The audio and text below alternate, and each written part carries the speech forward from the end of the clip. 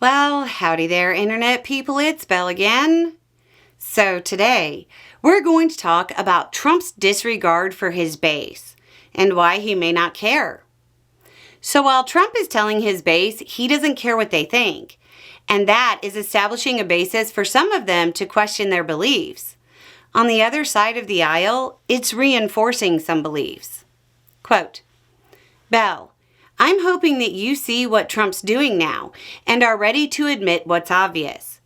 Trump is hurting his base economically to benefit the rich. Trump is hurting red states across the board. He's taking away his voters' health care. And now he's pushing his base away over the files. Why? Because he doesn't care. Because he doesn't need to worry again because he's canceling the elections. We're going to be stuck with this guy for decades. I don't want to be right, but know that I am. And nobody has been able to give me another reason for him to be acting like this. I think we just have to face facts. I'm pretty sure we aren't going to be stuck with him for decades. He's 79 years old right now. I'm going to suggest some alternate explanations. First, let's just assume that he's not intentionally hurting his base. He just doesn't care about the effects of his talking points. Conservative talking points historically are pretty bad for the economy and the working class. The fact that enacting them hurts the working class shouldn't be a surprise. A lot of people have really only been paying attention since Trump has been on the scene, and this period has been unprecedented. Hate to use that term.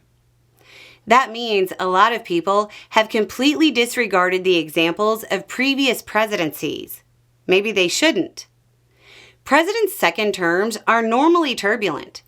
There's even a fun term for it, the second term curse. Now, assuming you don't attribute it to the ghost of George Washington, what's the reason?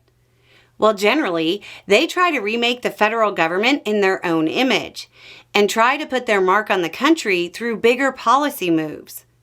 Those bigger policy moves don't always succeed because they take bigger gambles on the political math.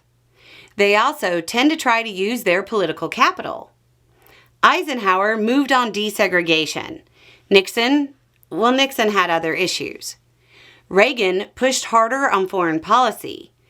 Clinton went all in during his first term on major legislation.